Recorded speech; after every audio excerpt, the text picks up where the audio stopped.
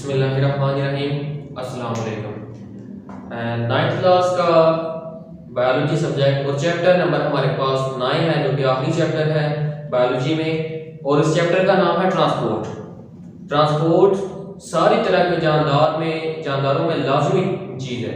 अगर ट्रांसपोर्ट नहीं होगी, अगर मटेरियल आपने कोई भी खा लिया है, अगर आगे आपके सारे सेल्स को नहीं मिल रहा, तो उस मटेरियल जो आपने खाया उसका कोई फायदा नहीं होगा। तो सबसे पहले हम देखेंगे transport in plants. Transport in plant में सबसे जो इम्पोर्टेंट फैक्टर है या जो इम्पोर्टेंट चीजें हैं जो मटेरियल को ट्रांसपोर्ट करती हैं, वो वेस्कुलर बंडल है। ज्यादातर वेस्कुलर बंडल में पहले नंबर पे जाइलम आ जाएगी, जो कि कैरी करती है पानी को, और फ्लोएम आ जाएगी दूसरे नंबर पे, जो कि कैरी करती है फूड को। जाइलम वेसल के अंदर हमेशा फ्लो यूनिडायरेक्शनल होगा। इसका मतलब है कि हमेशा जमीन से पानी जज़ब किया जाएगा और ऊपर वाली सतह यानी कि पत्तों और तनों तक पहुंचाया जाएगा।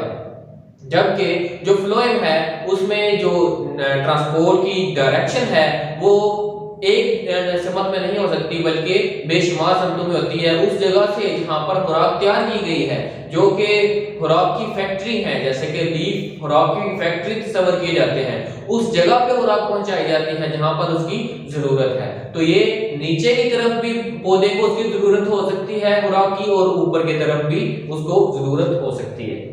सबसे पहले नंबर पे मैंने लिखा है वाटर एंड आयन अपटेक, कि पानी और जो आयन मट्टी से जज़ब किए जाते हैं वो किस तरह जज़ब किए जाते हैं। आपने अगर किसी पौधे की जड़ को देखा हो तो उसके ऊपर छोटे छोटे बेशुमार बाल नुमा साख्तें होती हैं। जैसे आप कोई गाजर या मूली वगैरह या शलजम आप जमीन से उखाड़ के बाहर निकालते हैं तो उसके ऊपर बेशुमार छोटे छोटे बाल होते हैं। उन बालों को रूट हेयर का नाम दिया जाता है। रूट हेयर असल में जो रूट के ऊपर वाली एपिडर्मिस है उसी की एक्सटेंशन है, यानी कि जो एपिडर्मिस रूट को कवर कर रही है बाहर से, उसी को थोड़ा सा ऐसे बाहर निकाल दिया जाए, और ये सिंगल लेयर पर मुश्तमिल होती है। ये जो रूट हेयर है ये बिल्कुल बारीक होते हैं, लिहाजा मट्टी के अंदर जितनी भी स्पेसिस अवेलेबल होती हैं उनके अंदर ये चले जाते हैं, पेनिट्रेट कर जाते हैं। और जैसे ही कोई पानी कोई भी आयन उनके करीब से गुजरता है, क्योंकि मट्टी के अंदर पानी और आयंस का इर्तिकाज कंसंट्रेशन ज्यादा होती है, लिहाजा वो वहां से इजीली डिफ्यूजन करेंगे और रूट हेयर में दाखिल हो जाएंगे।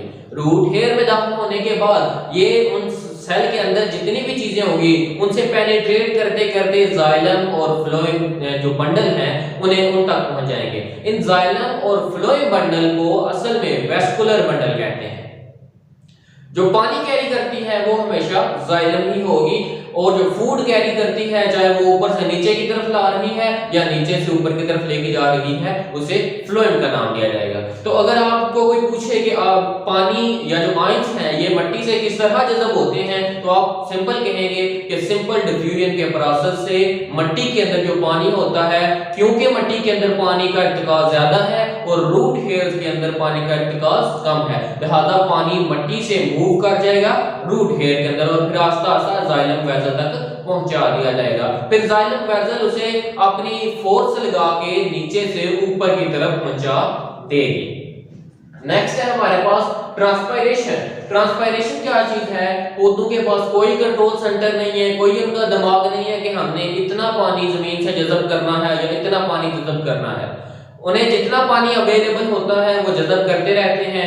जैसे ही वो जज़ब कर लेते हैं, जो एक्सेस अमाउंट ऑफ वाटर है जो कि इस्तेमाल के काबिल नहीं या इस्तेमाल से ज्यादा है, इस्तेमाल से ज्यादा होती है ज्यादातर पानी की जो कंसंट्रेशन है पौधों के अंदर, तो वो अगर देखें पौधे के पत्ते के सेल्स की शक्ल इस तरह से होगी, ये बाहर वाली एपिडर्मिस होगी, फिर इसके अंदर मेसोफिल सेल्स होंगे, पहली साइड मेसोफिल सेल होंगे जो कि पत्ते की एपिडर्मिस के बिल्कुल नीचे कंपैक्टली अरेंज होंगे, एक दूसरे के साथ लगे होंगे। फिर उसके नीचे ही ये मैंने लूज बनाया है, ये भी है तो मेसोफिल सेल्स ही, लेकिन ये स्पंज टाइप है, यानी कि इनके दरमियान वक्फा मौजूद है। तो लास्ट पे इनके दरमियान जो गैप होगा उसे स्टोमेटा का नाम दिया जाएगा, और उन उस गैप के साइडों पे जो दो सेल्स होंगे उन्हें गॉड सेल का नाम दिया जाएगा, क्योंकि ये गॉड सेल ही असल में उस गैप को ओपन या क्लोज करवाते हैं, इसलिए उन्हें गॉड सेल कहते हैं। तो जो पानी एक्सेस अमाउंट में पौधों ने जमीन से जज़ब कर लिया है उसको बाहर निकालना बड़ा जरूरी है। लिहाजा वो पानी इन सुराखों की मदद से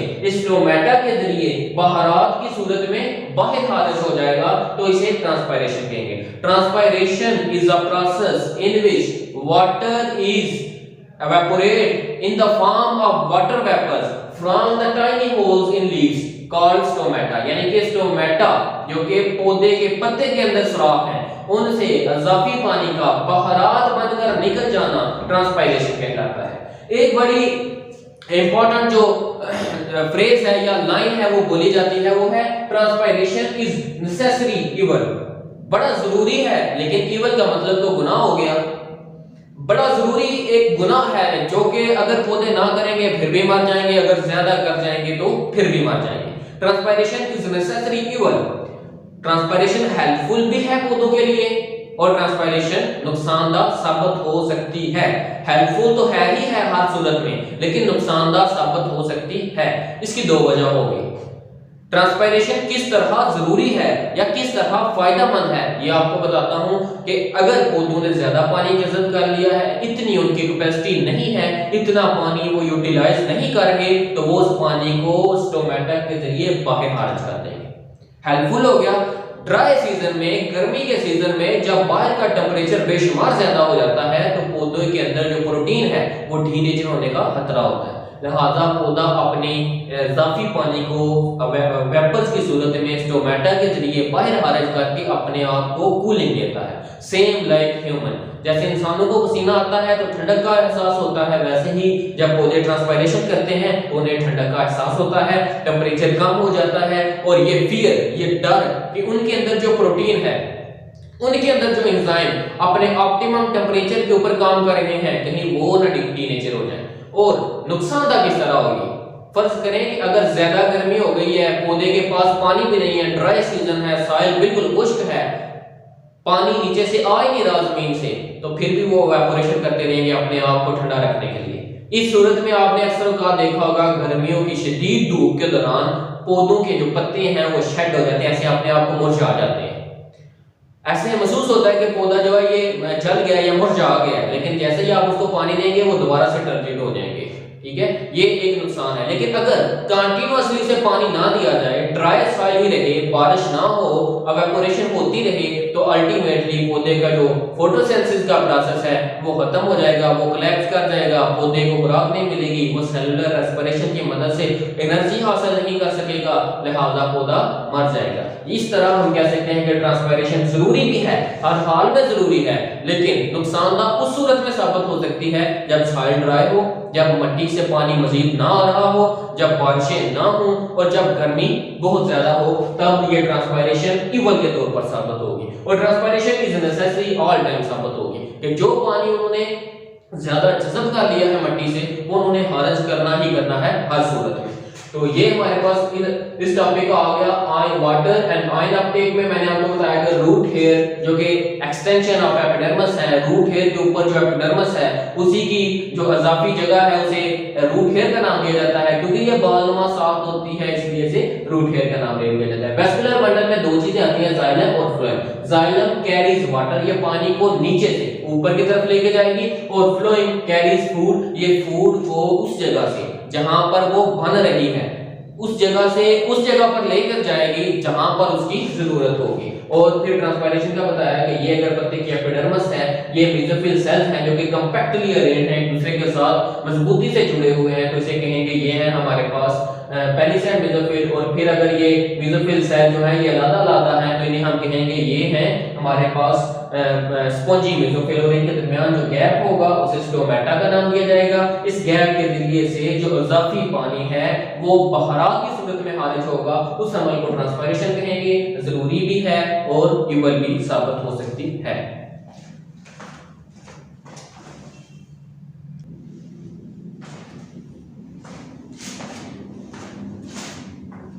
नेक्स्ट टॉपिक है हमारे पास opening and closing of stomata. Opening and closing of stomata.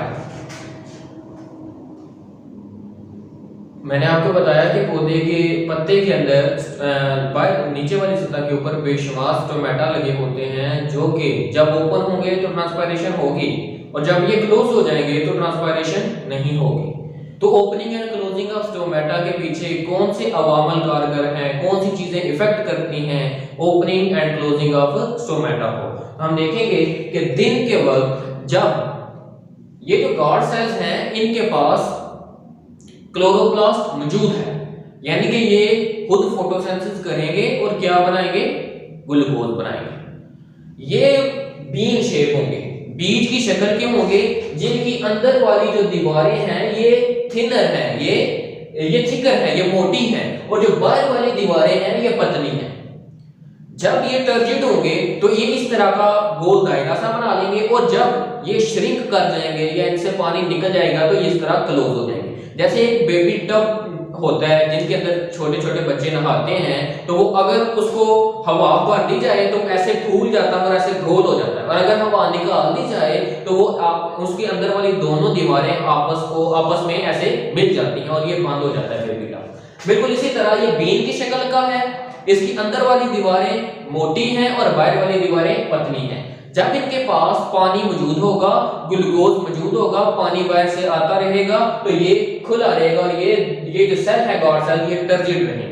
जैसे ही ग्लूकोज इस्तेमाल कर लिया जाएगा, पानी बाहर निकल जाएगा, ये इसके अंदर वाली दोनों दीवारें आपस में इस तरह मिल जाएंगी और स्टोमेटा बंद हो जाएंगे। अब ट्रांसपायरेशन नहीं होगी। एक दफा दोबारा समझाऊंगा। अगर फर्ज करें ये हमारे पास एक गार्ड सेल मौजूद है, इसकी बाहर वाली तह जो है वो थिनर है और अंदर वाली तह थिकर है यानी कि मोटी है, तो इसके खुलने का सबब ये है कि दिन के वक्त इसके पास क्लोरोप्लास्ट मौजूद है, ऐसी ऑर्गेनेली मौजूद है जो कि फोटोसिंथेसिस करती है। फोटोसिंथेसिस के नतीजे में ये ग्लूकोज बनाएगा, ग्लूकोज को अपने अंदर स्टोर करता जाएगा। यहाँ पर ये अपनी एटीपी ग्लूकोज को तोड़ के जो इसे एटीपी मिलेगी उसे इस्तेमाल करेगा, और बाहर से एपिडर्मल सेल से पोटेशियम आयंस, मैंने लिखा है फ्रॉम सराउंडिंग, बाहर से यानी कि एपिडर्मल सेल से, पत्ते के बिल्कुल बाहर से नहीं बल्कि एपिडर्मल जो दूसरे इर्द गिर्द के सेल हैं उनसे पोटेशियम आयंस को अंदर ले जाएगा। एक तो इसने फोटोसिंथेसिस की, जो ग्लूकोज बना वो भी इसने यहाँ पे स्टोर कर लिया, बाहर से पोटेशियम आयंस को भी ला के यहाँ पे स्टोर कर रहा है। इस तरह इसके अंदर ग्लूकोज की और पोटेशियम आयन की कंसंट्रेशन बढ़ जाएगी, जिसकी वजह से इर्द गिर्द मौजूद जितना पानी होगा वो ओस्मोसिस करेगा। ओस्मोसिस की डेफिनेशन है पानी का अपने ज्यादा मुर्तकिज़ इलाके से कम मुर्तकिज़ इलाके तक जाना। तो बाहर अगर पानी का इर्तिकाज़ ज्यादा है तो अंदर ग्लूकोज और पोटेशियम का इर्तिकाज़ ज्यादा है, लिहाजा पानी बाहर से जहां पर उसका इर्तिकाज़ ज्यादा है मूव कर जाएगा इनसाइड द सेल, और ये सेमी परमिएबल मेम्ब्रेन के जरिए होगा, क्योंकि सेल की जो सेल मेम्ब्रेन होती है वो हमेशा सेमी परमिएबल होती है। लिहाजा पानी ओस्मोसिस करके बाहर से जब अंदर जाएगा तो ये टर्जिड हो जाएगा, ये फूल जाएगा। जैसे बेबी टब के अंदर अगर हवा भर दी जाए तो वो फूल जाता है, तो उसका जो अंदर वाला ल्यूमन है वो इतना फैल जाता है जिसके अंदर हम पानी डालते हैं, फिर बच्चे नहाते हैं। इसी तरह ये फूल गया, ये स्टोमेटा ओपन हो गया। अब यहाँ से पानी ट्रांसपायरेशन करके जो एक्सेस अमाउंट में है वो ट्रांसपायरेशन करके बहारात बन के बाहर हवा में निकलता जाएगा। क्लोज होने के सबब क्या हैं? ओपनिंग ऑफ स्टोमेटा तो हमें समझ आ गई। क्लोज होने के सबब ये है कि जब रात के वक्त सूरज की रोशनी खत्म हो जाती है, ये सेल फोटोसिंथेसिस नहीं कर सकते, जो ग्लूकोज इन्होंने यहाँ पे स्टोर किया हुआ है वो इसे इस्तेमाल कर लेंगे अपनी एनर्जी को इस्तेमाल करने के लिए। जैसे ही ग्लूकोज को इस्तेमाल करेंगे, पोटेशियम आयंस भी यहाँ से ऑटोमेटिकली मूव करके जिन सेल से इन्होंने लिए थे वहीं पे वापस चले जाएंगे। जो पानी होगा उसकी यहाँ पर अब कंसंट्रेशन ज्यादा हो गई है और बाहर इर्द गिर्द पानी की कंसंट्रेशन कम हो गई है। तो ओस्मोसिस की डेफिनेशन मैंने अभी आपको बताई कि पानी का अपने ज्यादा इर्तिकाज़ वाले इलाके से कम इर्तिकाज़ वाले इलाके की तरफ जाना through a semi permeable membrane. तो अब सेल के अंदर पानी की कंसंट्रेशन ज्यादा हो गई है और बाहर पानी की कंसंट्रेशन कम है, लिहाजा पानी यहाँ से मूव कर जाएगा आउटसाइड। ये देखें पानी यहाँ से मूव कर गया आउटसाइड। अब जो इसकी मोटी तहें हैं ये आपस में इस तरह मिल जाएंगी, स्टोमेटा क्लोज हो जाएगा, पानी की ट्रांसपायरेशन नहीं होगी। दोबारा से सुने, क्लोजिंग ऑफ स्टोमेटा के पीछे कौन से अवामल है? जब रात के वक्त सूरज की रोशनी नहीं होगी, ग्लूकोज जो इन्होंने यहाँ पे स्टोर किया हुआ था वो यूटिलाइज कर लेंगे, मजीद ग्लूकोज नहीं बनेगा। जो पोटेशियम आयंस इन्होंने बाहर से लिए थे वो वापस अपनी असली हालत में चले जाएंगे, पानी यहाँ से ओस्मोसिस करके बाहर निकल जाएगा और ये जो टर्जिडिटी थी इस गॉड सेल की ये खत्म हो जाएगी और श्रिंक होके एक दूसरे के साथ मिल जाएगा, जिसकी वजह से गॉड सेल क्लोज हो गया। हम कहेंगे कि ये क्लोज स्टोमेटा है। इसलिए रात के वक्त ट्रांसपायरेशन की रफ्तार काफी हद तक कम हो जाती है, क्योंकि रात के वक्त पौधों को ना तो पानी इजाफी मिलता है, ना ही सूरज की रोशनी मिलती है कि वो ग्लूकोज बनाए, और ना ही उन्हें इतनी गर्मी लगती है कि वो अपने आप को कूलिंग इफेक्ट दे सकें। अब नेक्स्ट टॉपिक है हमारे पास फैक्टर अफेक्टिंग ट्रांसपायरेशन। कौन कौन से जो फैक्टर हैं, अवामल हैं, वो ट्रांसपायरेशन को बढ़ावा देते हैं और कौन कौन से उसको कम करते हैं। पहले नंबर पे हमारे पास है लाइट। आपको बताया जब सूरज की रोशनी होगी, गॉड सेल्स फोटोसिंथेसिस करेंगे, ग्लूकोज बनाएंगे, ग्लूकोज को स्टोर करेंगे, स्टोमेटा खुल जाएगा। तो क्या होगा, स्टोमेटा खुलेगा तो ट्रांसपायरेशन होगी।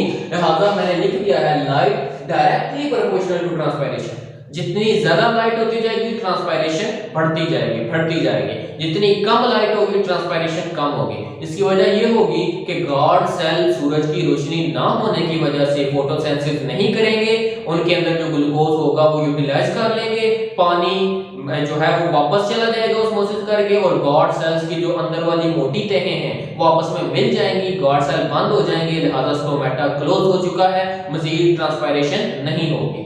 अब ह्यूमिडिटी नमी को कहते हैं। फर्ज करें बारिश हुई है अभी अभी और हवा चल रही है, लेकिन बारिश के पास हवा के पास इतनी नमी मौजूद है जितनी वो रख सकती है।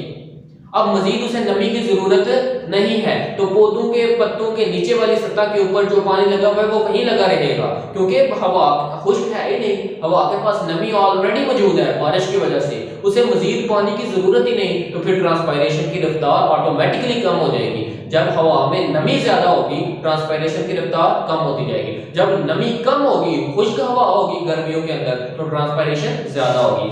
मैंने लिख लिया है humidity inversely proportional to transpiration. जितनी ज्यादा ह्यूमिडिटी होगी ट्रांसपायरेशन उतनी कम होगी, जितनी कम ह्यूमिडिटी होगी उतनी ज्यादा ट्रांसपायरेशन होगी। और विंड, मूविंग एयर को विंड कहते हैं। हवा चल रही होगी तो उसे विंड कहा जाएगा। अच्छा, जितनी तेज हवा होगी उतनी ज्यादा ट्रांसपायरेशन होगी। फर्ज करें अगर ये मेरा हाथ जो है ये पत्ते की मानद हो और इसके नीचे जो स्टोमेटा है वहां पर पानी के छोटे छोटे ड्रॉप्स वेपर की सूरत में लगे हों, तो हवा आएगी, उन वेपर्स को अपने साथ उड़ा के ले जाएगी। या पत्ते मूव करेंगे तो वो वेपर जो है वो वहां से चढ़ जाएंगे, निकल जाएंगे हवा के साथ। लेकिन अगर हवा ही कम होगी, हवा बिल्कुल साकन हो, जैसे गर्मियों में कुछ दिन होते हैं बेशुमार हफ्ते होते हैं उनमें हवा बिल्कुल नहीं चलती, तो जो पानी के ड्रॉप्स वहां पर या वेपर वहां पर लगे हुए हैं वो मूव नहीं करेंगे, वो वहीं पे रह जाएंगे और पीछे से कोई नया पानी का पार्टिकल आएगा नहीं, यानी कि ट्रांसपायरेशन की रफ्तार मिनिमम हो जाएगी, कम से कम हो जाएगी। लिहाजा wind directly proportional to transpiration. जितनी तेज हवा होगी उतनी ज्यादा ट्रांसपायरेशन, जितनी कम हवा होगी या साकन हवा होगी ट्रांसपायरेशन नहीं होगी।